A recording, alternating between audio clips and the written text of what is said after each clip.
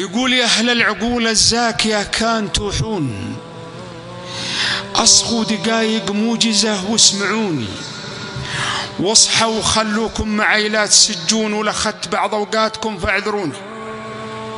كل الهدف لعلكم تستفيدون، واللي حصل عندي خطأ وجهوني، على الآخرة وأهوالها لا تغفلون، وأنا بعد من فضلكم ذكروني. البارحة ليلي هواجيس وحزون، والنوم عيا لا يوالف عيوني، طرى علي الموت والموت مضمون، لقفت عن الدنيا وهلها أضعوني. وقاموا علي بعض المحبين يبكون، وفي المغسلة مما علي جردوني، وقاموا على جسمي من الماء يصبون، ثم ودعوني عقب ما كفنوني. وتواعدوا على الجنازة يصلون، وصفوا وانا قدم اليمام عرضوني، ويوم انصرف وانا مسجى ومركون، فصغوا علي باكتافهم واحملوني. ثم اسرعوا بي في خطاهم يحثون، وتعالموا بجنازتي واتبعوني الى منازل عالم ما يدوجون.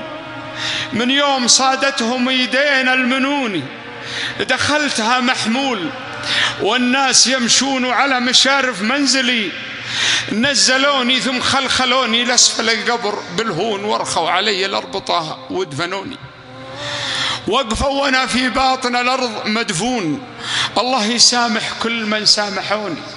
سمعت قرع نعالهم يوم يقفون، وجتني ملائكة القبر وسألوني، ولو يجتمع عندي من الناس مليون توحشوا مني ولو ونسوني.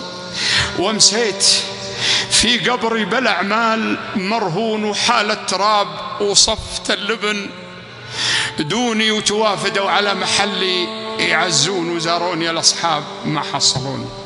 والعلم غير العلم لو كان يدرون، لغيرت الأجداث شكلي ولوني. وأعظم مصيبة لانكشف كل مكنون، في موقف ما أحد على أحد يموني. تكفون يا واعين للباب تكفون، توبوا قبل يوم الندم والغبوني. يوم عبوس فيه فايز ومغبون، تحصى وتقضى فيه كل الديون. مقدار 50,000 مما تعدون، وكل الشهود بما جرى يشهدوني. والأطفال من طوله وهوله يشيبون، وفي هالولد ينسى حنان الحنوني. يا الله يلي رحمتك تاسع الكون، إما رحمت الناس ما يرحموني. تغفر خطأ عبد بلوزار مشحون، ولي غفرت في كل شيء يهون.